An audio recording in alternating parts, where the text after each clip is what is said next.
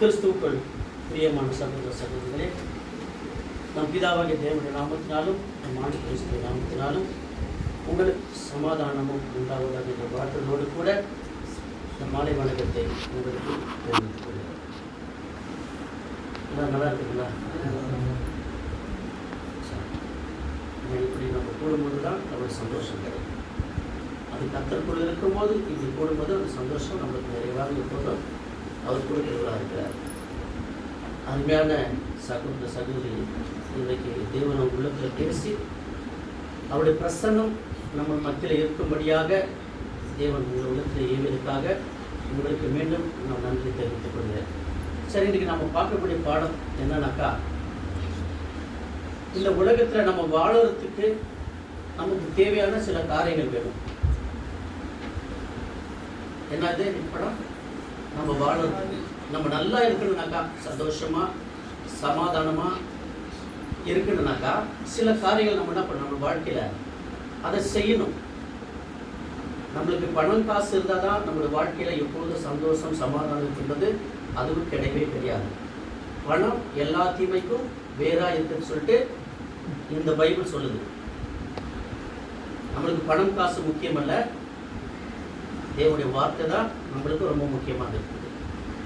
அப்போ தேவனுடைய வார்த்தை இன்றைக்கு இந்த இல்லத்தில் அவர் பேசுகிறாருனாக்கா நம்முடைய வாழ்க்கையை நம்ம என்ன பண்ணணும், மாற்றி கொள்ளணும். அப்போ நம்ம நல்லா வாழணும்னாக்கா, அந்த உலகத்தில் ஒரு சந்தோஷம் சமாதானம் நமக்குள்ள இருக்கணும்னாக்கா அவருடைய வார்த்தை நம்ம என்ன பண்ணணும், கடைபிடிக்கணும். ஸோ அதன் பிரகாரம் ஒரு ஆதார வசனத்தை நம்ம எடுத்துக்கிறோம். ஆமோஸ் 5ஆம் அதிகாரம் 4வது வசனம். ஆமோஸ் எழுதின சுவிசேஷம் 5ஆம் அதிகாரம் 4வது வசனம். கர்த்தர் இஸ்ரவேல் வம்சத்தாருக்கு சொல்கிறது என்னவென்றால், என்னை தேடுங்கள் அப்பொழுது பிழைப்பீர்கள். கர்த்தர் இஸ்ரவேல் வம்சத்தாருக்கு சொல்லுகிறது என்னவென்றால், என்னை தேடுங்கள் அப்பொழுது பிழைப்பீர்கள். யாருக்கு சொல்றாங்க? இந்த குடும்பத்தில் இருக்கிறவர்களுக்கு அவர் சொல்லுகிற ஒரு வார்த்தை, என்னை தேடுங்கள் அப்பொழுது பிழைப்பீர்கள். யார் சொல்றதுனாக்கா, அண்டா சராசரத்தையும் படைத்த தேவன் அவர் சொல்லுகிற ஒரு வார்த்தை.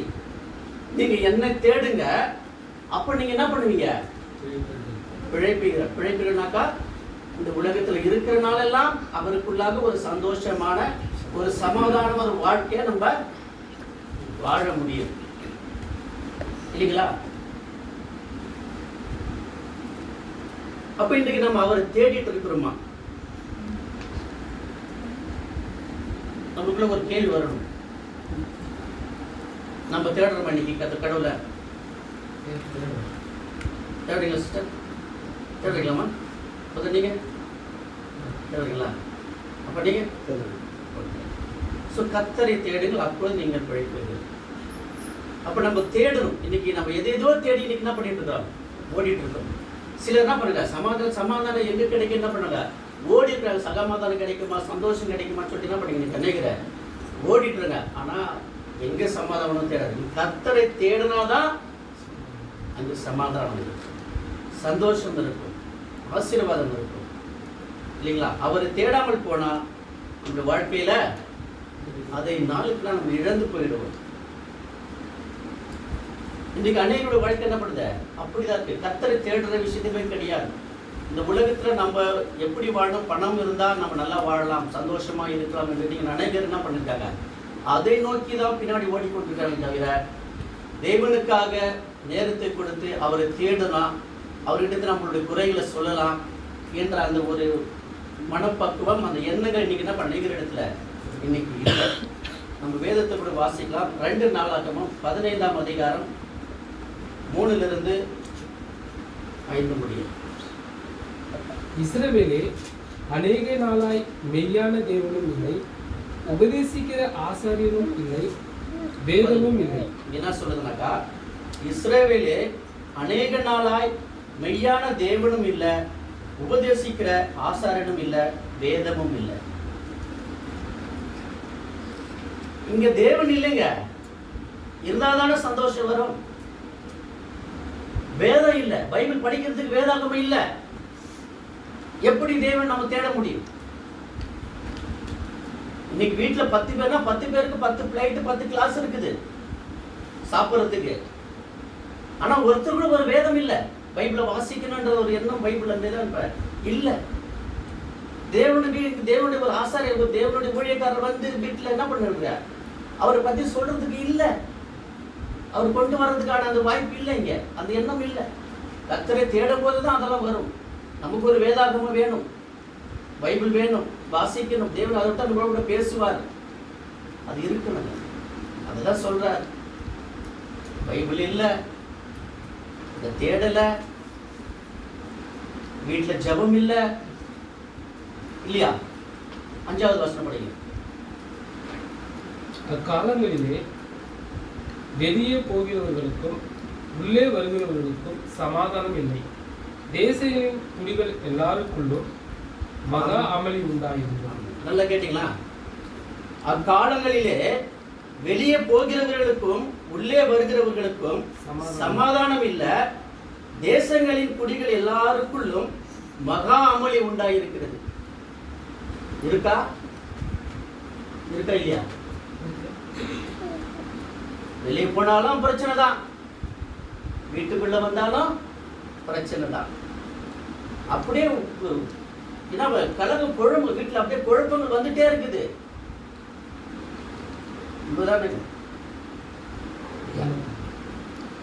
அது குழப்பம் ஏன் வருது?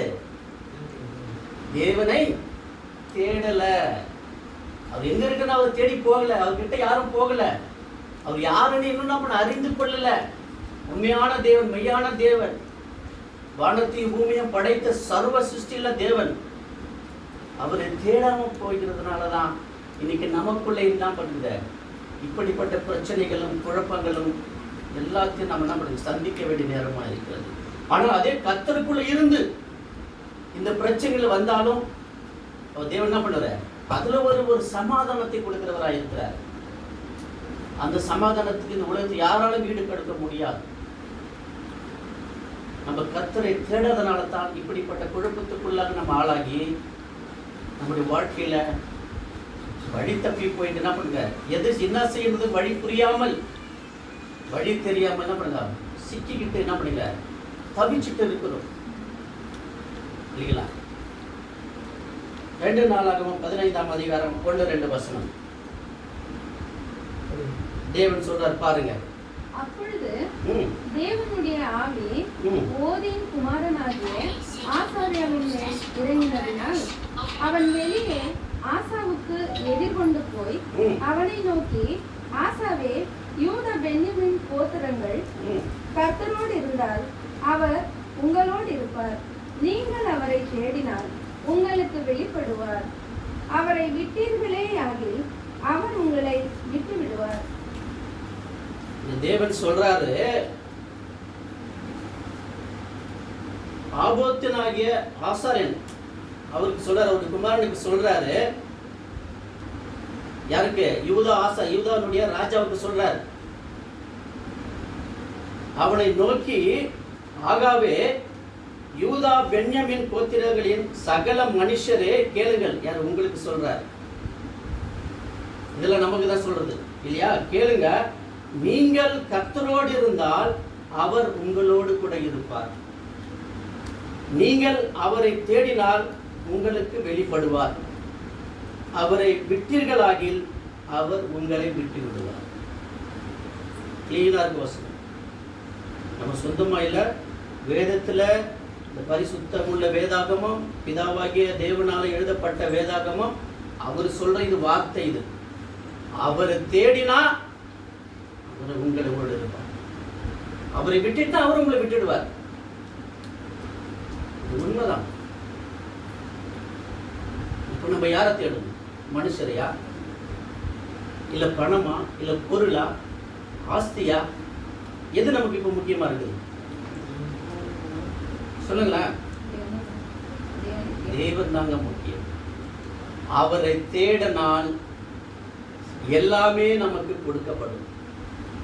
முதலாவது தேவனுடைய ராஜ்யத்தையும் அவருடைய நீதியையும் தேடுங்கள், பின்பு உங்களுக்கு எல்லாமே கூட கொடுக்கப்படும்.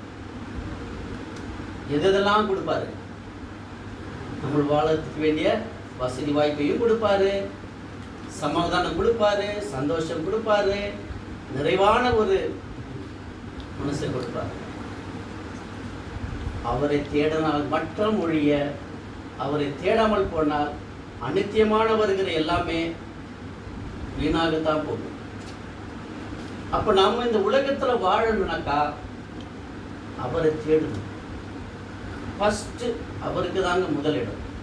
நீங்கள் அவருக்கு வாழ்க்கையில, உங்களுடைய வாழ்க்கையில அவருக்கு நீங்கள் கொடுத்தீர்களானால் உங்களுடைய வாழ்க்கை பிரகாசிக்கும், உங்கள் வாழ்க்கையே ஒரு மாற்றத்தில் கொண்டு வந்துடுவார். இது உண்மை. எங்களுடைய வாழ்க்கையில எல்லாம் அப்படித்தான் இருந்தது. நாங்களும் கர்த்தரை தேடணும். எவ்வளவு ஒரு சந்தோஷம். எங்களுக்கு பணம் பொருள் இல்லைனாலும் ஆனால் மன நிறைவோடு ஒரு சந்தோஷத்தை எங்களுக்கு கொடுத்திருக்கிறார் என்றால் அவரை தேடினால் மட்டும்தான் வழிய இந்த சந்தோஷம் நாங்கள் பெற்றுக்கொண்டிருக்கிறோம். எனக்கு அருமையான சகோதர சகோதரிகளே, அப்போ தேவனால் தேட நமக்கு என்ன பண்ணுங்க? சந்தோஷத்தை கொடுப்பார். சங்கீதம் 40ஆம் அதிகாரம் 16வது வசனம். சங்கீதம் 40:16.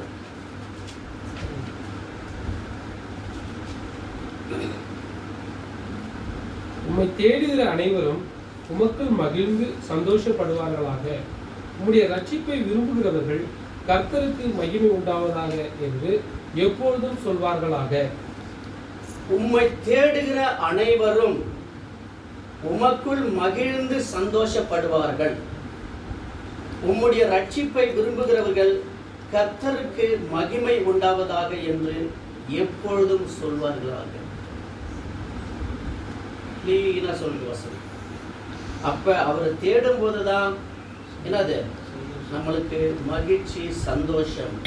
இது வரும்போதுதான் நம்முடைய வாய் நிறைவாக தேவனை நம்ம என்ன பண்ணா துதிக்க முடியும், ஒரு ஸ்தோத்திரங்களை சொல்ல முடியும். அவரை தேடாம நமக்குள்ள சந்தோஷம் இல்லாம துக்கத்தோடு இருந்து நம்ம தேவனை என்ன பண்ண முடியாது, துதிக்க முடியாது. ஏன்? நம்மளுடைய துக்கம் நம்மளை நெருக்கிட்டே இருக்கும். நாளுக்கு நாள் நம்ம நெருக்கி நம்முடைய சரீரங்களை என்ன பண்ண சீர்குலைத்து விடும். நம்மளால ஒன்றுமே செய்ய முடியாது. மருத்துவமனைக்கு நீங்க போனா கூட எல்லாம் நார்மலா தான் இருக்குன்னு சொல்லுவாங்க. ஏன்? மனசு கெட்டு போயிடுச்சு, சமாதானம் இல்லை. அந்த சமாதானம் கொடுக்கிறவர் ஒரே ஒருத்தர் தான், நம்முடைய தேவனாகிய கர்த்தர். இயேசு மட்டும்தான் கொடுக்க முடியும். பிதாவாகிய தேவன் மட்டும்தான் நமக்கு கொடுக்க முடியும்.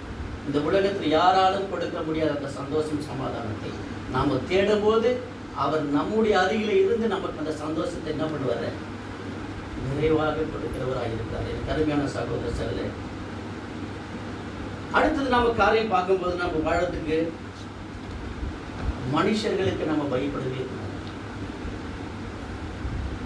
யாருக்கு பயப்படணும்? தேவனுக்கு தான் பயப்படணும். நமக்குள்ள அந்த பயம் இருக்கணும், கடவுள் மேல பயம் இருக்கணும். மனுஷனா அவன் யார்? அவன் என்ன செய்ய முடியும்? நம்மள ஒன்றும் செய்ய முடியாது. நீங்க கடவுளுக்கு பயந்து நடக்கும் போது எந்த மனுஷனும் அவங்களால நம்மளை ஒன்றும் செய்ய முடியாதுங்க. இது உண்மை. எப்பேற்பட்டவனாக இருந்தாலும் சார். ஏன்? அவரை நம்பி நம்ம வாழ்ந்து கொண்டு இருக்கிறோம் இந்த உலகத்துல. மனுஷரை நம்பி அல்ல, பணத்தை நம்பி அல்ல, பிதாவாகிய தேவனை, யெகோவா தேவனை, இயேசுவை நம்பி நம்ம ஜீவிக்கிறோங்க. அவர் ஒருபோதும் நம்மளை கைவிட மாட்டார். நீங்க செஞ்சு பாருங்களேன் உங்க வாழ்க்கையில, அப்போது காண்பீங்க. நீங்க ருசிச்சு பாருங்க, உங்களோட வாழ்க்கை எப்படி இருக்கு பாருங்க. செய்யணுங்க. காலம் சமீபமாயிட்டு இருக்கு, உலகம் முடிவு நெருங்கிட்டு இருக்குது. இன்னும் நம்ம கடவுளை தேடாம, கடவுளுக்கு பயப்படாம நம்ம இன்னும் வாழ்ந்து கொண்டு இருந்தால் என்ன பிரயோஜனமாக இருக்கிறது இல்லையா? இது கடைசி காலம். இப்போது நம்ம கடவுள் அண்டிக் கொள்ளணும். இது குறிப்பா நம்ம எப்படி வாழ்ந்தோமோ, எப்படி இருந்தோமோ நமக்கு தெரியாது. பாவத்தில் வாழ்ந்திருக்கலாம், துக்கத்துல சந்தோஷம் இருந்திருக்கலாம், அநியாயமா இருந்திருக்கலாம், எப்படியாவது இருந்திருக்கலாம். ஆனா இப்ப இருக்கிற குறுகிய காலத்துல அவர் நம்மோடு கூட பேசும்போது நம்மளுடைய வாழ்க்கை என்ன பண்ணா மாற்றிக்கொள்ள வேண்டும் இல்லைங்களா? அப்ப முதலாவது யாரு பண்ணலாம்? தேவனுக்கு பயந்து வாழணும். நீதிமொழி 19ஆம் அதிகாரம் 23வது வசனம்.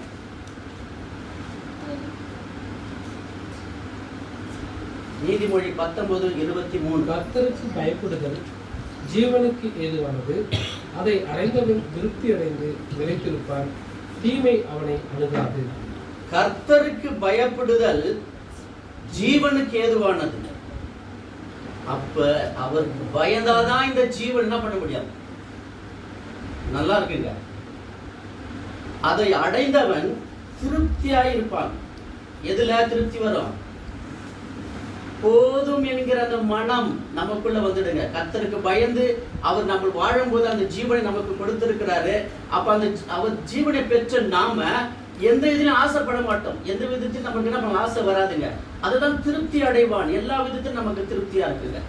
ஆசீர்வாதம் திருப்தியா இருக்கும், சந்தோஷம் திருப்தியா இருக்கும், சமாதானம் திருப்தியா இருக்கும், எல்லா விதத்திலும் திருப்தியா இருக்கும். அதுதான் சொல்றது வேதம். 1 தீமோத்தி 6ஆம் அதிகாரம் 6-8 வசனங்கள்.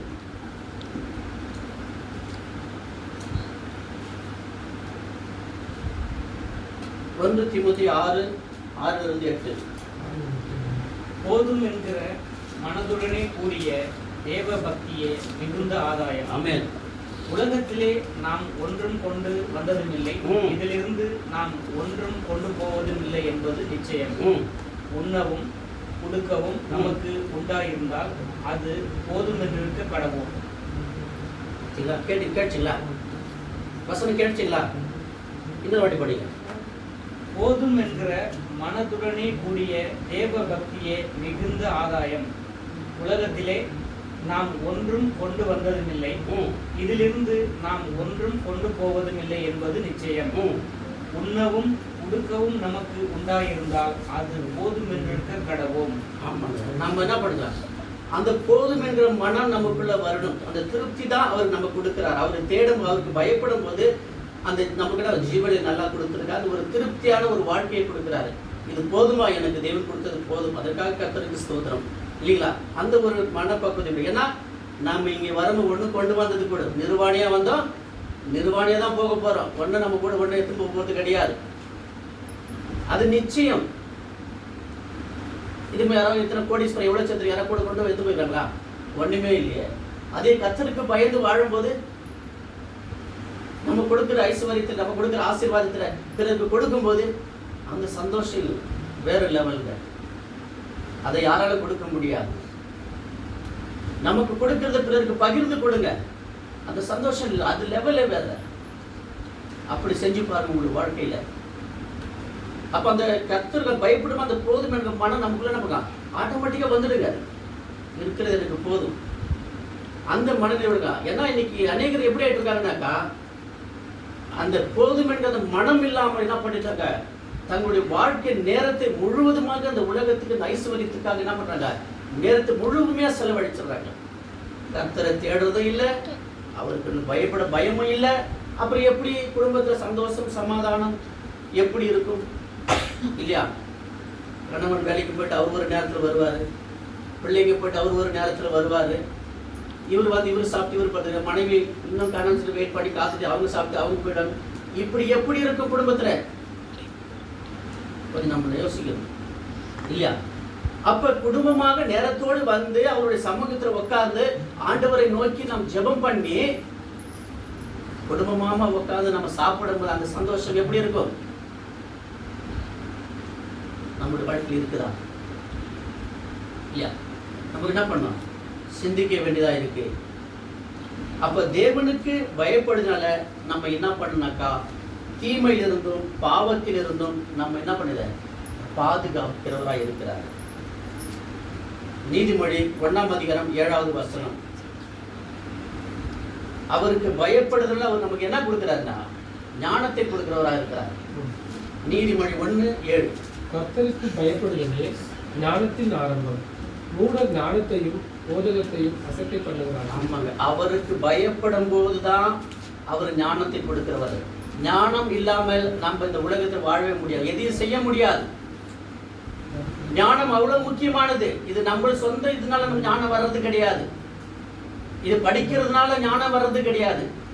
அது கடவுளால மட்டும்தான் அதை கொடுக்க முடியும். அந்த ஞானம் அந்த ஞானத்தை கொடுத்தாருனாக்கா நாம எப்படி பேசுவோம், எப்படி சிந்திப்போம், எப்படி பார்ப்போம், எப்படி குடும்பத்தை நடத்துவோம், இதெல்லாம் என்ன பண்ணாது?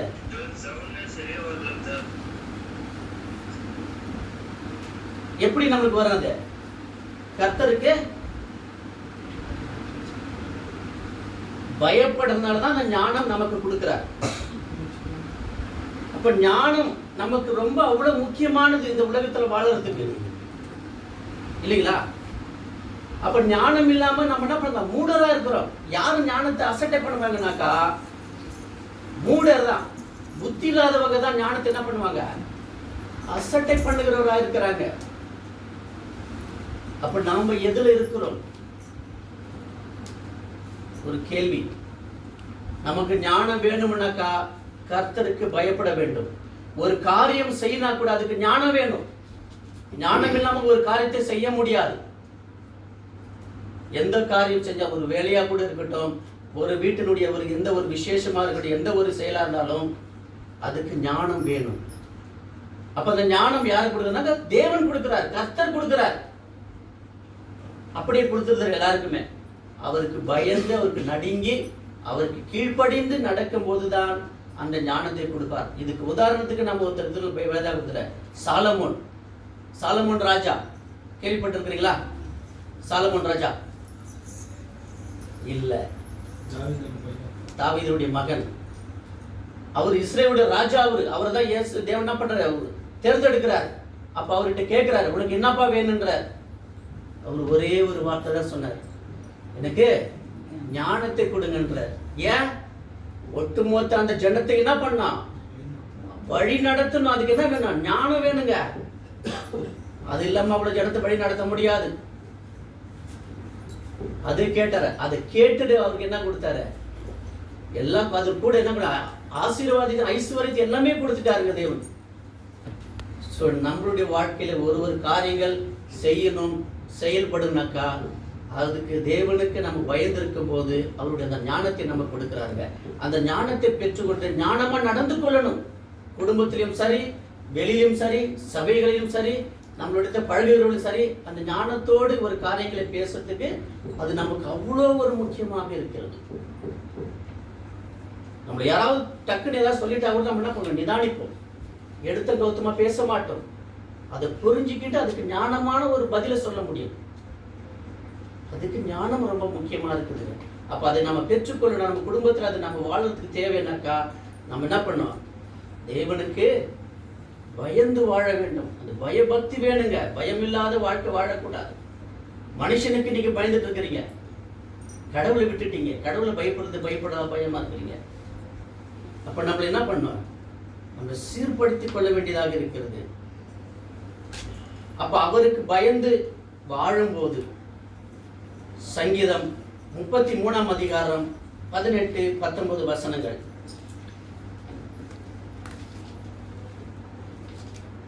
நமக்கு பயந்து தமது கிருபைக்கு காத்திருக்கிறவர்களின் ஆத்துமாக்களை மரணத்திற்கு விலக்கி விடுவிக்கும். பாருங்க, தமக்கு பயந்து, அதாவது தேவனுக்கு பயந்து தமது கிருபைக்கு காத்திருக்கிறவர்களின் ஆத்துமாக்களை நம்மளதான் சொல்றாரு. எனக்கு பயந்து நீங்க இருந்தீங்கன்னாக்கா மரணத்திற்கு விலக்கி விடுவிப்பேன். சடுதியான நீங்க போயிட்டு இருக்கிறீங்க, ஆபத்து வந்தது, மறிக்கிற சுச்சுவேஷன் ஆயிடுச்சு. நீ கர்த்தருக்கு பயந்து இருந்தால் அந்த மரணத்திலிருந்து உன்னை காப்பாற்றுவாங்க. அதுதான் வேதம் சொல்லுது. எதிர்பாராத ஆபத்திலிருந்து நான் என்ன பண்ணுவேன்? விடுவிப்பேன். யார? ஊர்ல இருக்கிறவங்களா? அவருக்கு பயந்தவர்களை மட்டும்தாங்க. ரோட்ல திடீர்னு கிடையாது. கர்த்தருக்கு பயந்து இருக்கிறவங்களை மட்டும்தான் அந்த எதிர்பாராத ஆபத்திலிருந்து நான் என்ன பண்ணுவங்கள தப்பு விடுப்பேன். அதுதான் இங்க சொல்றாரு. நான் உங்கள் ஆத்துமாக்கள் என்ன பண்ணுங்க? மரணத்திற்கு விலக்கி விடுவிக்கவும். அடுத்த வசனம் 19ஆம் வசனம். பஞ்சத்தில் அவர்களை உயிரோடு காக்கவும் கர்த்தருடைய கண் அவர்கள் மேல் நோக்கமாயிருக்கு. எப்படி பாக்குறாங்க? பஞ்சத்துல, வீட்டுல கஷ்டம் வந்துடுச்சு, பிரச்சனைங்க, கடன், முடியல, தலை தூக்க முடியல, சாப்பிடறதுக்கு வழி இல்லை. அவரை தேடி இருந்தால் அந்த பஞ்சத்திலும் நான் என்ன பண்ணுவேன்? உயிரோடு காக்குங்க. ஆமென். உண்மைங்க. இது கொரோனா வந்துச்சு பாத்தீங்களா? அதுக்கு கொரோனா விட்டாரா? அவர் நம்மள நீங்க ஒருத்தர் கொடுங்க பட்டினா இருந்தது கிடையாதுங்க. திருப்தியா சாப்பிட்டாங்க. நல்லா இருக்கும் போது கூட அந்த கொரோனா டைம் நல்லா சாப்பிட்டாங்க. நாங்களும் நல்லா தான் சாப்பிட்டோம். வேலைக்கு போல வீட்டுக்கு போல வீட்டில் அழகா உட்காந்தோம். நல்ல சாப்பாடு தாங்க கொடுத்தார். குறை இருந்துச்சா? அவருக்கு பயணும், அவரை தேடணும். அவர் நம்மள என்ன பண்ணாரு? வழி நடத்தினார். அதே தேவன் இன்றைக்கு உங்களுடைய வாழ்க்கையிலும் அவர் செய்வார். அவரை நம்பினால், அவரை உங்கள் உள்ளத்தில் ஏற்றுக்கொண்டால், அவரை நீங்கள் விசுவாசித்தால், உங்களுடைய வாழ்க்கையில அவர் பெரிய காரியங்களை செய்கிறவராக இருக்கிறார். 2 தீமோத்தேயு 4:18.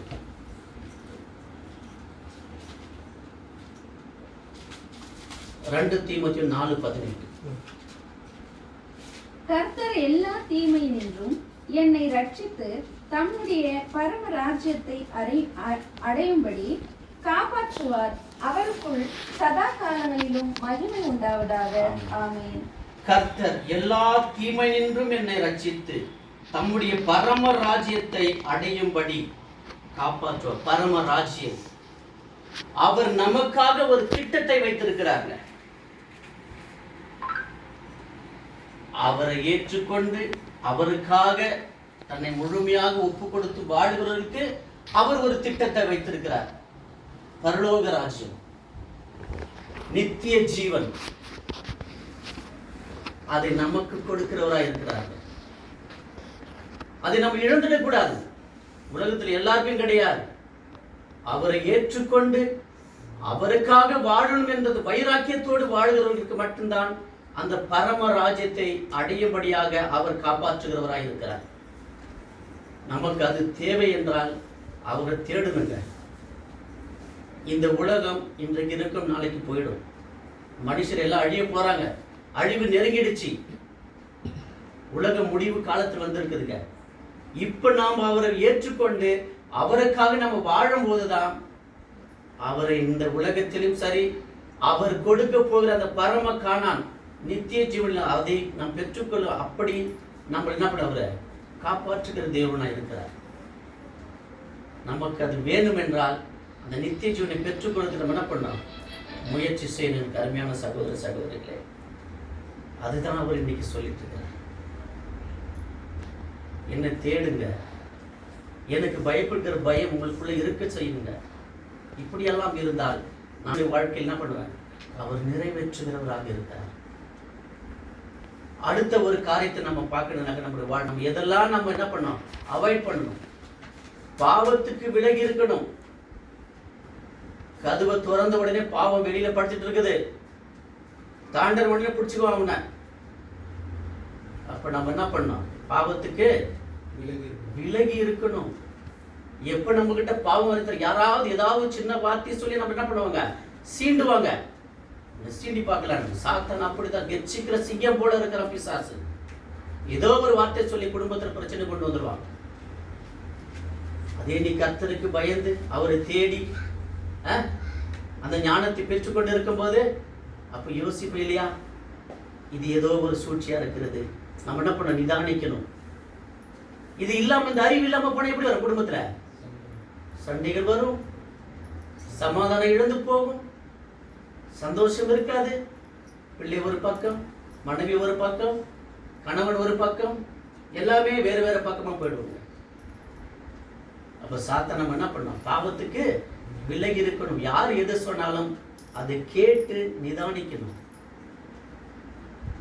அது உண்மையா, அது பொய்யா, இது சரியா தவறா என்று நம்ம என்ன பண்ணோம்? நிதானிக்கணும். கருமையான சகோதர சகோதரி, அப்ப நம்ம என்ன பண்ணோம்? பாவத்துக்கு விலகி இருக்க வேண்டிய ஒரு அவசியமாக இருக்கிறது நம்மளுடைய வாழ்க்கையில. நம்ம வாசிக்கிற சங்கீதம் 119 அதிகாரம் 9வது வசனம்.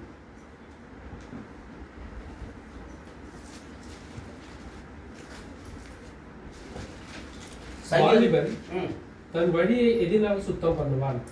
உமது வசனத்தின்படி தன்னை காத்துக் கொள்கிறதுனால்தானே.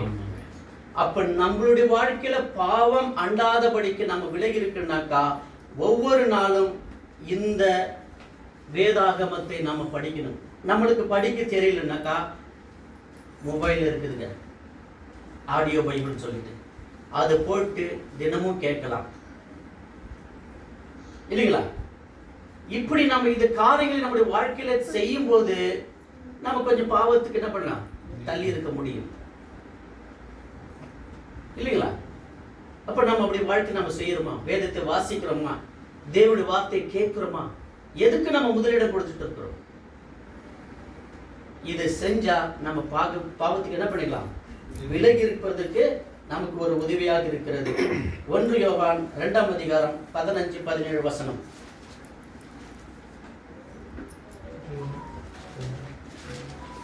1 யோவான் 2ஆம் அதிகாரம் 15 - 17 முடிய. உலகத்தில் உள்ளவைகளிலும் அன்பு கூறாதிருங்கள். ஆமா, நல்லா கேட்டுங்க. உலகத்தில் உள்ளவைகளிலும் அன்பு கூறாதிருக்கிறாங்க. நம்ம உலக சிநேகம், வெளி நண்பர்கள், இந்த சிநேகத்தை நம்ம வச்சுக்கிட்டோம்னாக்கா பாவம் நம்மளை ஈஸியா தொடுவான், நம்மளை பாவத்து வழிக்கு கொண்டு போயிடுவான், நம்மளுடைய வாழ்க்கையை சீர்குலைச்சிடுவாங்க. இதை நாம யோசிக்கணும். தலைமையாக படிங்க. அடுத்தது, ஒருவன் உலகத்தில் அன்பு கூர்ந்தால் அவரிடத்தில் பிதாவின் அன்பில்லை. உலகத்தை நேசிச்சு உங்கள்கிட்ட கடவுளுடைய அன்பு இல்லைங்க. மாய்மானம். நான் சும்மா சபைக்கு போயிட்டு இருக்கிற, பேசிட்டு இருக்கிற, கேட்கிற மாய்மாலம். ஏன்? உலகத்தை தான் இன்னும் நம்ம நேசிச்சுட்டு இருக்கிறோம், உலகத்தை தான் இன்னும் அன்பு கூர்ந்துட்டு இருக்கோம், உலக காரியத்தை முதலிடம் கொடுக்கிறோம். இதை கொடுத்தா எங்கெங்க பிதாவுடைய அன்பு நம்மகிட்ட இருக்கு? அடுத்து படிங்க. ஏனெனில் மாம்சத்தின் இச்சையும் கண்களின் இச்சையும் ஜீவனத்தின் பெருமையும் ஆகிய உலகத்தில் உள்ளவைகள் எல்லாம் பிதாவினால் உண்டானவைகள் அல்ல, அவைகள் உலகத்தில் உண்டானவைகள். இதெல்லாம் யாருது? ஜோரா படிங்க, சத்தமா படிங்க. ஏனெனில் மாம்சத்தின் இச்சையும் கண்களின் இச்சையும் ஜீவனத்தின் பெருமையும் ஆகிய உலகத்தில் உள்ளவைகள் எல்லாம் பிதாவினால் உண்டானவைகள். கடவுளால உண்டானது அல்ல, இதெல்லாம் யாரால உண்டானது? உலகத்தினால் உண்டாது. மனுஷன் உண்டாக்கினது, இதெல்லாம் தேவன் உண்டாக்கினது அல்ல.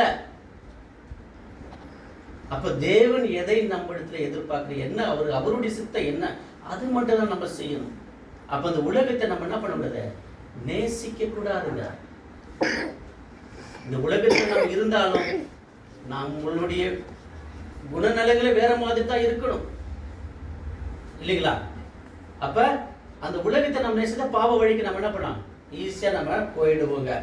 ரோமர் 13ஆம் அதிகாரம் 14வது வசனம். ரோமர் 13:14. துர்ச்சைகளுக்கு இடமாக உடலை பேணாமல் இருந்து கர்த்தராகிய இயேசு கிறிஸ்துவை தரித்துக் கொள்ளுங்கள். ஆமா, துர்ச்சைக்கு உடலை பேணாமல் இருந்து, இந்த சரீர இச்சை, அந்த ஆசைக்கு தான் தேடிட்டு போவோம், அதுக்கு முதலிடம் கொடுக்காதீங்க. கர்த்தராகிய இயேசு என்ன பண்ணா, தரித்துக் கொள்ளணும், அவருடைய குணங்களை தரித்துக் கொள்ளணும். இயேசு எப்படி இந்த உலகத்தில் வாழ்ந்தாரு, அவருடைய வாழ்க்கை முறையை நம்ம தரித்துக் கொண்டு வாழணுங்க. அப்படி வாழும்போது தான் பாவத்துக்கு நம்மளால விலகி இருக்க முடியுமே தவிர, இந்த உலகத்தை நேசிச்சுக்கின்னு, இந்த உலக காரியத்துக்கு முதலிடம் கொடுத்துக்கின்னு நம் தேவனை விட்டு போனோமானால் நம்முடைய வாழ்க்கையில பாவம் தொடரும். பாவம் தொடரும் போது அதுக்கான விளைவுகளை நாம் சந்திக்க முடியும். இது எச்சரிக்கிறார். பாவத்தின் சம்பளம் மரணம்.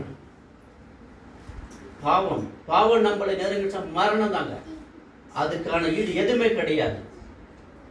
வேதம் சொல்லுது, இன்றைக்கு ஆதாம் தேவனுடைய வார்த்தை மீறினதுனால அவர் பாவம் செஞ்சார். அதனுடைய விளைவுதான் இன்றைக்கு ஒட்டுமொத்த மனுகுலமும் இன்னைக்கு வேதனை, தூக்கம், கண்ணீர். அவர் அன்னைக்கு அவருடைய வார்த்தை கேட்டிருந்தா இன்னைக்கு இப்படியே நம்ம கஷ்டப்பட தேவையில்லை. அதே தேவன் இன்னைக்கு நம்ம மத்தியில சொல்ற, என்னை தேடுங்கள், எனக்கு பயந்து பயம் உங்களுக்குள்ள இருக்கணும், பாவத்துக்கு விலகி இருக்கணும். இது இல்லாமல் போனால் அதுக்கான விளைவு சம்பளம் மரணம் என்கிறத நம்ம என்ன பண்ணோம், வாசிக்கலாம். ரோமர் 6ஆம் அதிகாரம் 23வது வசனம். ரோமர் 6:23. பாவத்தின் சம்பளம் மரணம், தேவனுடைய கிருபை வரமோ நம்முடைய கர்த்தராகிய இயேசு கிறிஸ்துவினால் உண்டான நித்திய ஜீவன். பாவத்தின் சம்பளம் மரணம், நம்முடைய கர்த்தராகிய இயேசு கிறிஸ்துவின் கிருபை வரமோ நித்திய ஜீவன். அவரை அண்டிக் கொண்டு நாம் வாழும் போதுதான் அந்த நித்திய ஜீவனுக்கு ஏதுவான வழியை நம்மளுக்கு உண்டாக்கி கொடுப்பார் என்கிறத நம்ம நல்லா புரிந்து கொள்ள கருமையான சகோதர சகோதரர்கள். நம்முடைய வாழ்க்கையில அவருடைய சித்தத்தின்படிதான் நடக்க வேண்டும். நம்மளுடைய விருப்பம் இருக்கவே கூடாதுங்க. இன்றைக்கு நான் தான் முடிவு பண்ணுவேன், நான் என்ன சொல்றேனோ அதுதான் நீ கேட்கணும். அவர் என்ன சொல்றாரு அதை தான் நாம கேட்கணும். இன்னைக்கு ஏன் பிரச்சனைகள் வருது? நான் என்ற ஒரு அகங்காரம். நான் நான் நான் நான் பிரச்சனைகள் வரும். உன்னை தாழ்த்தி பாருங்க, அங்க வராது இல்லைங்களா? அப்ப நம்ம என்ன பண்ணோம்? தேவனுடைய சித்தத்துக்கு நம்மளுடைய வாழ்க்கையை ஒப்பு கொடுத்தணும். தேவனே, என்னுடைய வாழ்க்கையில எது நடந்தாலும் அது உங்களுடைய சித்தம். அது சண்டையோ, அது பிரிவினையோ, அது மரணமோ, எதுவா இருந்தாலும் அது என்ன பண்ணோம்? உங்க சித்தப்பா, உங்களுடைய சித்தத்துக்கு என்னுடைய வாழ்க்கையை நான் என்ன பண்றேன்? ஒப்பு கொடுத்து. அப்படி ஒப்பு கொடுத்து வாழணுங்க. நம்ம வாசிக்கலாம். சங்கீதம் 37ஆம் அதிகாரம் 5வது வசனம்.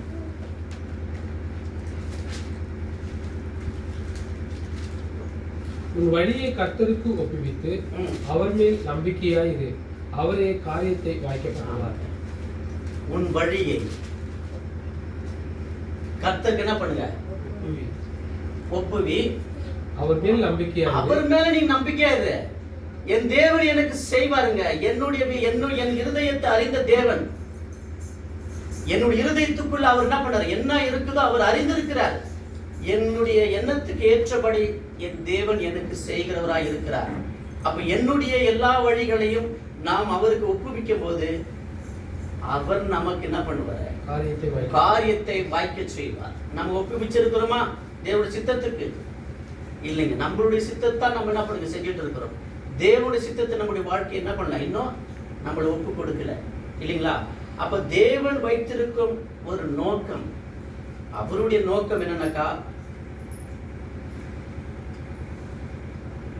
நாம் எப்படி வாழ வேண்டும், என்ன செய்ய வேண்டும் என்று அவர் என்ன பண்ணல? அவருக்கு தான் தெரியும். அதை தான் விரும்புறோம். நாம் எப்படி வாழணும் இந்த உலகத்துல, நம்ம என்ன செய்யணும் அவருக்கு தெரியுங்க. நாமளா போயிட்டு எதுவும் முடிவெடுத்து அதில் விழுந்து சிக்கிக்கிட்டு என்ன பண்ணக்கூடாது? தவிக்க கூடாது. இது தேவனுடைய சித்தமா? நான் ஒரு காரியம் செய்யணும்னாக்கா அது முதலாவது தேவனுடைய சமூகத்துல போயிட்டு தேவனுக்கு நம்ம என்ன பண்ணோம்? சொல்லணுங்க. அப்பா, நான் இதை செய்யலான்னு இருக்கிறேன், அது உமக்கு சித்தமா? அது உமக்கு சித்தமானால் அந்த காரியத்தை நீர் வாய்க்க செய்யுங்க சொல்லிட்டு என்ன பண்ணணும்? அப்படிதாங்க ஜெபிக்கணும், அப்படிதாங்க சொல்லணுங்க. அப்படி செய்யும் போது அவர் அதை பார்த்துக் கொள்வார் இல்லைங்களா? அப்போ ஒப்பு கொடுத்தல் என்றால் என்ன நம்ம பார்க்கும்போது, நம்மளுடைய விருப்பம், எண்ணங்கள், நம்முடைய செய்கைகள் தேவனுடைய சித்தத்துக்கு என்ன பண்ணணும்? ஒப்பு கொடுக்கணும். நம்ம என்ன சிந்திக்கிறோமோ அது தேவனுக்கு தான் இருக்கணும். நம்முடைய எண்ணங்கள், என்ன எண்ணம், நம்ம எது நினைக்கிறோம், அதெல்லாமே நம்ம என்ன பண்ணணும்? தேவனுக்கு நம்ம ஒப்பு கொடுக்கணுங்க. யாக்கோபு 4ஆம் அதிகாரம் 15வது வசனம். யாக்கோபு 4:15. ஆதலால் ஆண்டவருக்கு சித்தமானால் நாங்களும் உயிரோடு இருந்தால் இன்னத்தை செய்வோம் என்று சொல்ல வேண்டும். ஆதலால் ஆண்டவர் உங்களுடைய விருப்பம், எண்ணங்கள். யாக்கோபு 4:16.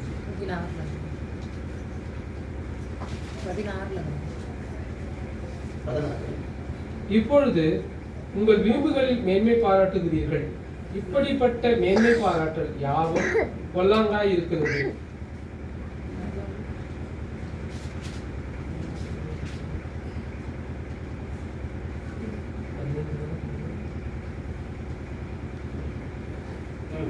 உங்களுடைய விருப்பம் என்னவென்றால், கர்த்தருடைய சித்தத்தினால் நாங்கள் பிழைப்போம், இதையோ இல்ல அதையோ செய்வோம் என்று சொல்லுவேன். அப்ப அவருடைய சித்தத்துக்கு, அதாவது ஜீவனோ மரணமோ எதுவா இருந்தாலும் உங்களுடைய சித்தப்பா. நான் இப்படிதான் என்னுடைய வாழ்க்கையில் நான் இருப்பேன். இப்படிதான் நம்ம என்ன பண்ணோம், அவருடைய சித்தத்துக்கு இருக்கணும். நீங்க நல்லது செஞ்சாலும் பரவாயில்ல, தீமை செஞ்சாலும் பரவாயில்ல. ஏன்? இந்த உலகத்தில் நம்ம வாழ போறது கிடையாதுங்க, இது நிச்சயம் இல்லையா? நம்ம வாழ போறதுக்கு 990 வருஷம் அப்படியே உயிரோடு இருக்க போறது கிடையாது. எதுவா இருந்தாலும் உங்களுடைய சித்தம்பா. ஆனால் என்னுடைய வாழ்க்கை நான் எப்படி இந்த உலகத்துல, என்னுடைய குடும்பத்துல, என்னுடைய நண்பர் மத்தியில, என் சபை மத்தியில, என் சகோதரர் மத்தியில நான் எப்படி வாழ்ந்தேன் என்றதாங்க கேள்வி. நம்ம எப்படி வாழறோம் தான் கேள்வி இல்லையா? நம் கடவுளுக்காக எப்படி வாழ்ந்தோம்ன்றத அவர் கேட்பாரு. எனக்காக நீ என்ன பண்ண, எனக்காக நீ என்ன செஞ்ச, நான் இதெல்லாம் உனக்கு கொடுத்தேனே, நீ எப்படி இருந்தப்பா இல்லையா? அதுதான் கேட்பார். அப்ப அவருடைய சித்தத்துக்கு நம்ம என்ன பண்ணோம், ஒப்பு கொடுக்க வேண்டியதா இருக்கிறது. நீதிமொழி 3ஆம் அதிகாரம் 5-6 வசனம்.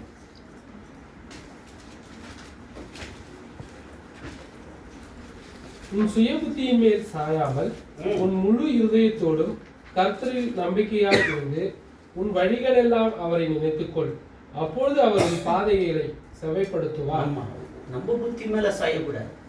நான் படிச்சவன், நான் பெரிய புத்திமான், எனக்கு எல்லாம் தெரியும், அதெல்லாம் ஒண்ணு இல்லைங்க. நம்ம புத்தியில ஒண்ணும் சாயாதீங்க. தேவனை சார்ந்து வாழணும், அவரை தான் முன்னாடி வைக்கணும். உங்க விருப்பம் என்ன இல்லையா? அவரை சார்ந்து வாழும் போட்டு நம்ம நம்புங்க, அது எல்லாவற்றையும் செவைப்படுத்துவார். எல்லாமே ஒன்னா அழகாக்கிடுவாருங்க, சமமா பண்ணிடுவார். நம்ம யோசிக்கணும் எனக்கு அருமையான சகோதர சகோதரிகள். அப்ப நம்மளுடைய வாழ்க்கையில நம்மளுடைய சித்தத்துக்கு எது செய்யாமல் கடவுளுடைய சித்தத்துக்கு நம்மளுடைய வாழ்க்கையை அர்ப்பணிக்கணும்.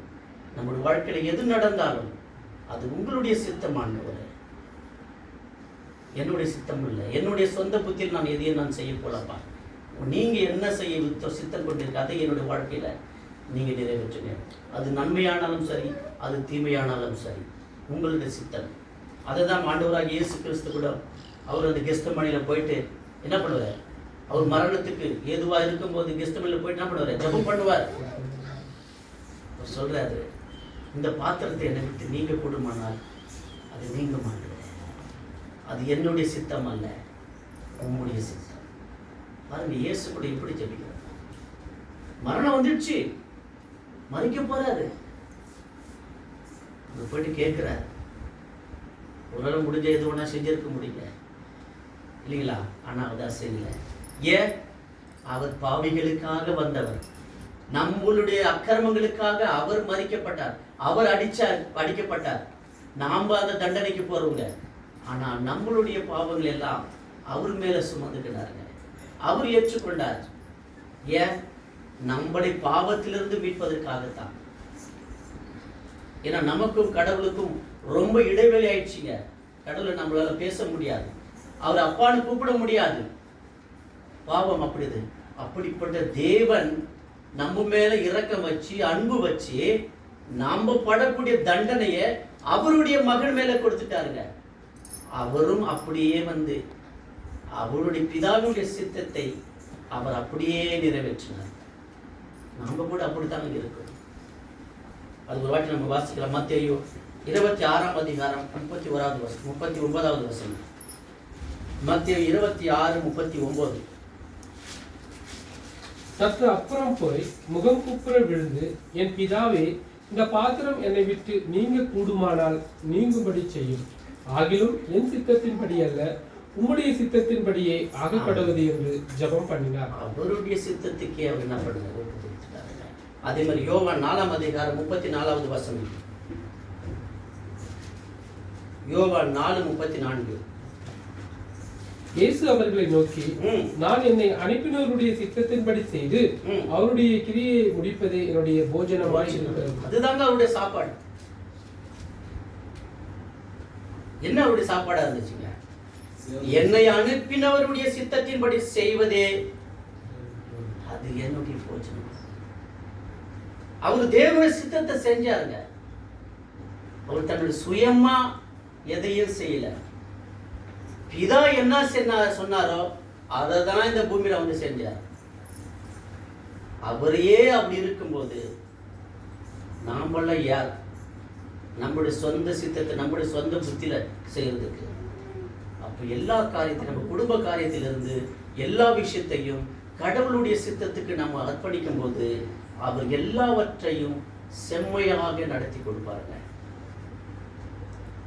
விசுவாசிக்கிறீங்களா? விசுவாசிக்கிறீங்களா?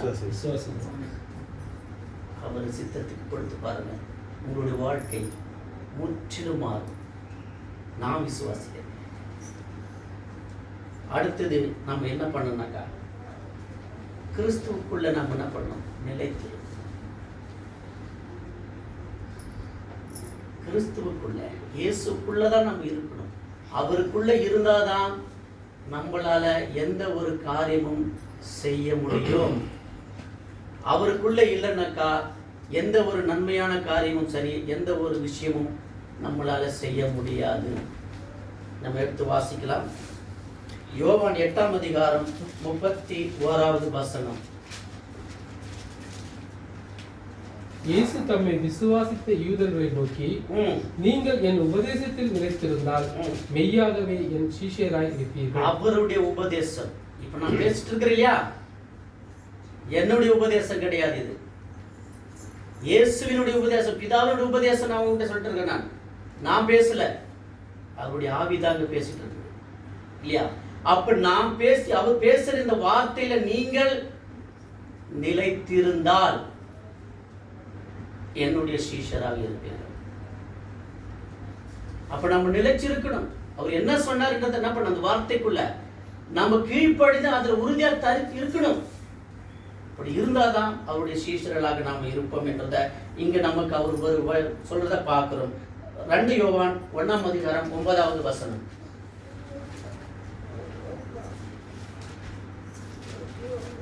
2 யோவான் 1ஆம் அதிகாரம். கிறிஸ்துவின் உபதேசத்திலே நிலைத்திராமல் மீறி நடக்கிற எவனும் தேவனை உடையவன் அல்ல.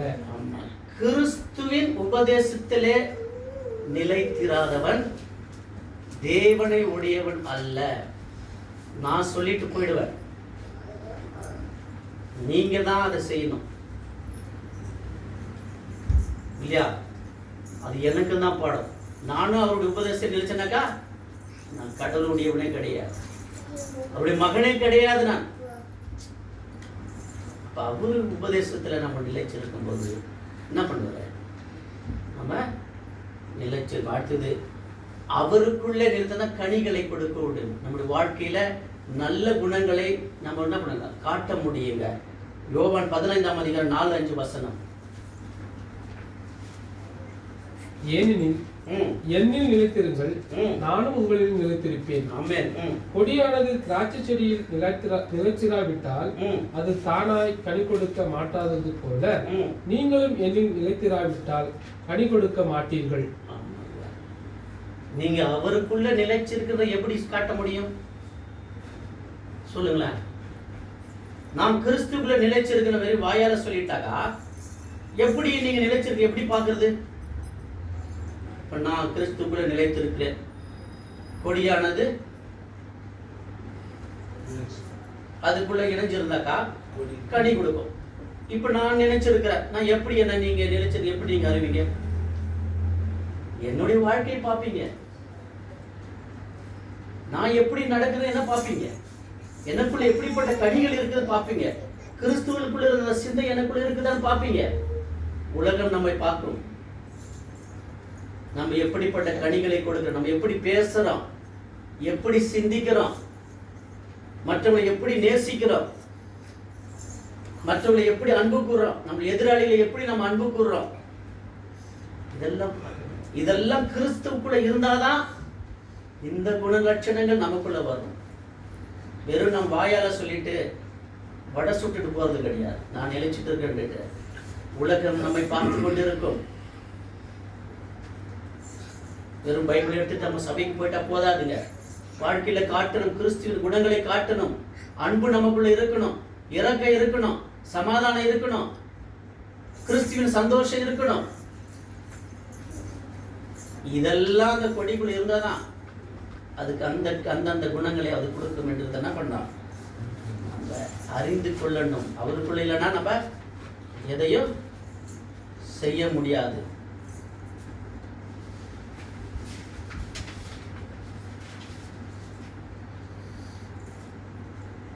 அப்ப அவருடைய கற்பனைகளை அவர் நமக்கு என்ன சொன்னார்?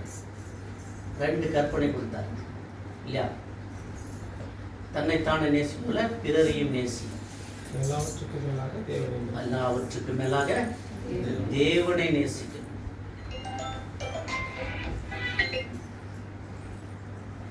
அப்ப அவருடைய கற்பனைகள் அதுதாங்க. அப்ப அப்படியெல்லாம் நம்ம செய்யும் போது தான் அந்த கனிகள் நம்ம என்ன பண்ணணும் வாழ்க்கையில கொடுக்கணும். அது நிறைய வசனங்கள் இருக்கு. யோவான் 15:10, 1 யோவான் 3:24, 1 யோவான் 4:16. இப்படி என்ன பண்ணுங்க, நிறைய வார்த்தைகள் அவர் என்ன பண்ணுங்க, அவருக்குள்ள இருக்கிறத நம்ம என்ன பண்றோம் அங்க இருக்குது. 1 யோவான் 2ஆம் அதிகாரம் 28வது வசனம். இப்படி இருக்க பிள்ளைகளே, அவர் வெளிப்படும் போது நாம் அவர் வருகையில் அவருக்கு முன்பாக வெளிப்பட்டு வெட்கப்பட்டு போகாமல் தைரியமுள்ளவர்களாய் இருக்கும்படி அவர்கள் நிலைத்திருங்கள். இப்படியெல்லாம் நீங்க செஞ்சு அவருக்குள்ள நிலைச்சிருந்து கனிகளை கொடுத்து இப்படியெல்லாம் உங்களுடைய வாழ்க்கையில நீங்க வாழும்போது இயேசு கிறிஸ்து இந்த உலக முடிவில 2ஆம் வருகையில் அவர் வரும்போது அவருக்கு முன்பாக வெட்கப்பட்டு போகாமல் தைரியம் உள்ளவர்களாய் அவர் முன்னாடி நிற்க முடியுங்க. இல்லைங்களா? இதெல்லாம் நீங்க செய்யணும். இப்படி செஞ்சாதான் அவர் வரும்போது என்ன பண்ணுங்க, தைரியம் பண்ணிக்கலாம். ஆமாண்டவரே, நீங்க கொடுத்த வார்த்தைகள் நான் ஏற்றுக்கொண்டேன், நான் அதன்படி நான் வாழ்ந்தேன், உங்க முன்னாடி நான் நிக்கிறப்பா. இல்லைங்களா? அப்படி செய்வாருங்க நம்ம ஆண்டவர். அப்ப அவருக்குள்ள நம்ம என்ன பண்ணிருக்கலாம், நிலைத்து நிற்கக்கூடியவர்களாக இருக்கணும். எல்லாவற்றுக்கும் மேலாக ஐக்கியம், சகோதர ஐக்கியம். இப்படி கூடி வரும்போதுதான் ஆண்டவர் பேசுவார்ங்க. நம்முடைய குறைகளை எடுத்து சொல்லுவார், நம்ம எங்க தவறு இருக்கிறோம் என்றதை எடுத்து சொல்லுவார், சகோதர மூலியமாக பேசுவார். நமக்கு அவருடைய கூடுகையில் அந்த ஐக்கியத்தை நாம் இல்லாமல் நம்ம எங்க போயிட்டு இருந்தாக்கா நம்மளை குறித்து எதுவும் பேச முடியாதுங்க. நம்ம எந்த நிலையில் இருக்கிறதோ அவர் யாரும் சொல்ல முடியாது. இப்படி கூடும்போது அவர் பேசுவாங்க. இல்லைங்களா? எபிரேயர் 10ஆம் அதிகாரம் 24-25 வசனம். மேலும் அன்புக்கும் நற்கிரியைகளுக்கும் நாம் ஏவப்படும்படி ஒருவரை ஒருவர் கவனித்து சபை கூடுவதை சிலர் விட்டுவிடுகிறது போல நாமும் விட்டுவிடாமல் ஒருவருக்கொருவர் புத்தி சொல்லப்படுவோம். நாளானது சமீபித்து வருகிறதை எவ்வளவாய் பார்க்கிறீர்களோ அவ்வளவாய் புத்தி சொல்ல வேண்டும். புத்தி சொல்ல வேண்டும். அவர் நமக்கு இப்ப புத்தி சொல்லிட்டு தான் இருக்கிறார். நீங்க இதுக்கு மேல இப்படி ஓடிடாங்கன்னு தெரியாதீங்க. வாரத்தில் முதல் நாள் சபை கூடும்போது சபையாக கூடி தேவனை ஆராதிக்கணும். இந்த வாரெல்லாம் நான் என்னுடைய நிலை எப்படி இருந்தது, நான் தேவனுக்கு பிரியமா வாழ்ந்தேன்னா, அவரை சந்தோஷப்படி நான் இருந்தேனா, இல்லை எனக்குள்ள பாவ காரியங்கள் இருந்ததா, அப்படி நாம் எண்ணத்தோடு சபை கூடிக்கு வரும்போதுதான் அவர் அங்கிருந்து நம்மளோட பேசுவார். அப்ப நம்ம அதை கேட்டு நம்முடைய வாழ்க்கையை சீர்படுத்தி வாழ்வதற்கு அவருடைய குமாரனுடைய அந்த ரத்தத்திலும் அவருடைய சரீரத்திலும் நாம் எடுத்து நம்முடைய பாவ மன்னிப்பை சுத்திகரித்து கொண்டு நம்ம புது மனுஷனாக நம்ம திரும்பவும் வாழ்க்கை இன்னும் புதுப்பிக்கிறது ஒரு வாய்ப்பை உருவாக்கி கொடுக்கிறாங்க. அப்ப அந்த கூடுகையை நம்ம எப்பொழுது என்ன பண்ணக்கூடாது, விட்டுவிடக்கூடாது. எப்போது இப்படி கூடணும், கூடி தேவனை ஆராதிக்கணும், அவரை துதிக்கணும், அவரை மகிமைப்படுத்தணும், அவருடைய வார்த்தையை நம்ம பேசணும், கேட்கணும். இப்படியெல்லாம் நம்முடைய வாழ்க்கையில ஒவ்வொரு நாளும் இருந்துச்சுனாக்கா அந்த சந்தோஷம் சமாதானம் நம்முடைய வாழ்க்கையில நிறைவாக எப்பொழுதும் இருக்கும். இல்லைங்களா? சங்கீதம் 133:1.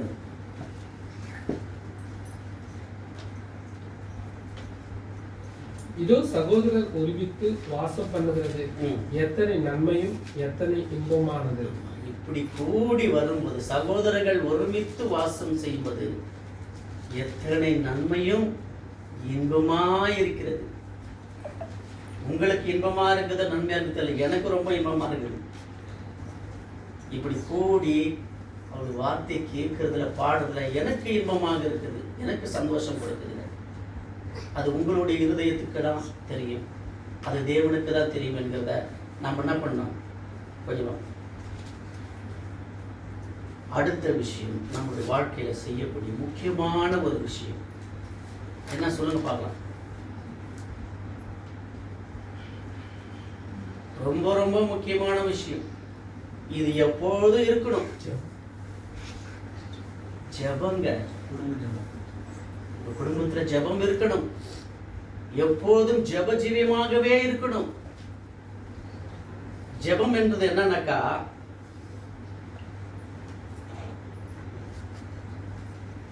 நம்ம எதுக்காக ஜெபிக்கணும்?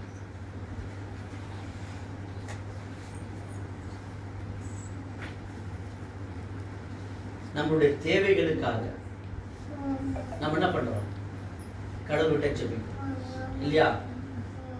நமக்கு கடவுள் செஞ்ச நன்மைக்காக அவருக்கு நன்றி சொல்லி ஜெபிக்கணுங்க. அடுத்தது அவர் மகிமைப்படுத்துவதற்காக நம்ம ஜெபிக்கணும் இல்லைங்களா? நம்முடைய தவறுகளுக்காக மன்னிப்பு கேட்பதற்காக அவர்கிட்ட ஜெபிக்கணுங்க. ஒவ்வொரு நாளும் அவரோடு கூட நம்ம உரையாடணும். நம்ம பிள்ளைகிட்ட நம்ம பேசுறோம் இல்லையா?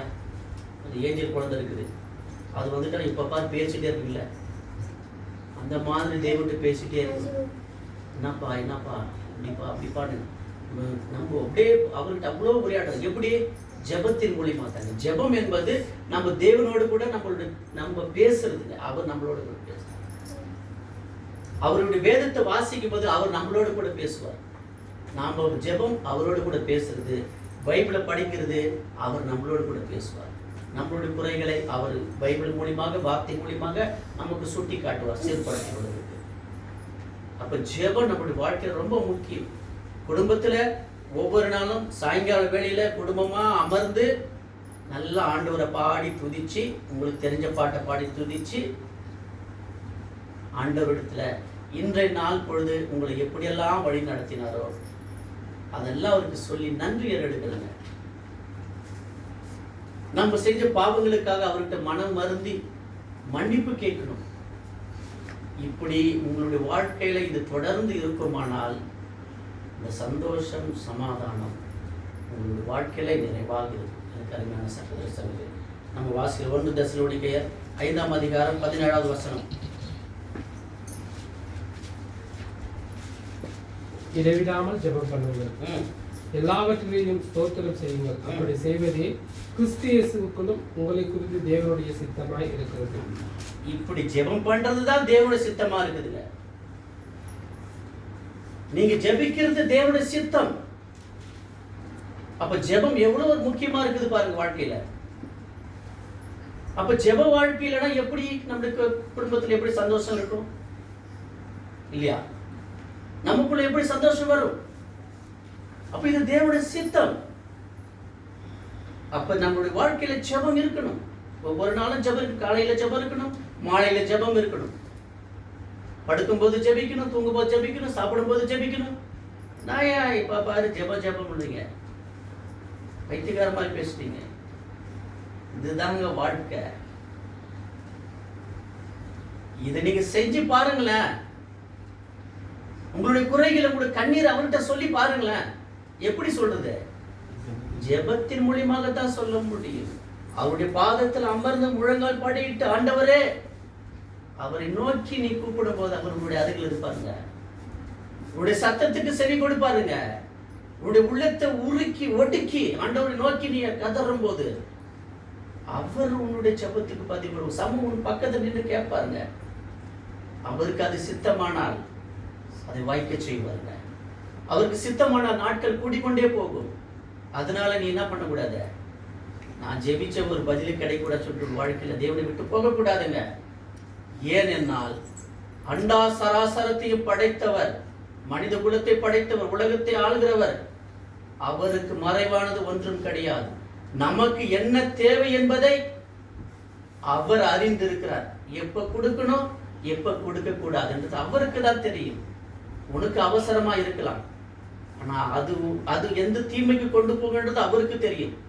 அது உனக்கு எப்ப தேவை என்பதை அவர் அப்பொழுது கொடுக்கும்போது உனக்கு ஆசீர்வாதமாக இருக்கும்.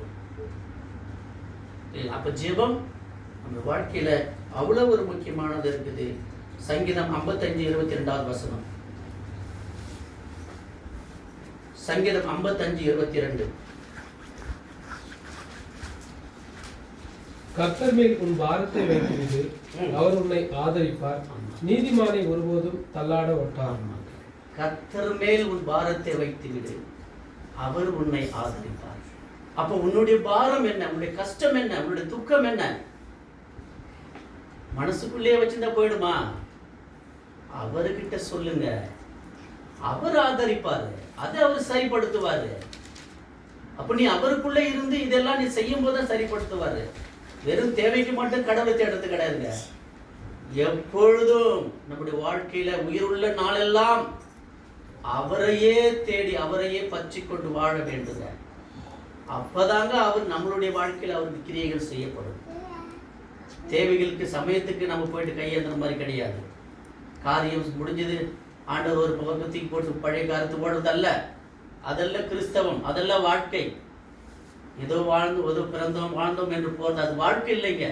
நம்முடைய வாழ்க்கையில் ஒரு குறிக்கோளோட வாழணும், நல்ல ஒரு கிறிஸ்தவர்களாக வாழணும், நல்ல மனுஷராக இருக்கணும். இயேசு இந்த உலகத்தில் நமக்காக மரிச்சார் இல்லையா? அதையா நம்ம நினைவு கொள்ளணும் இல்லையா?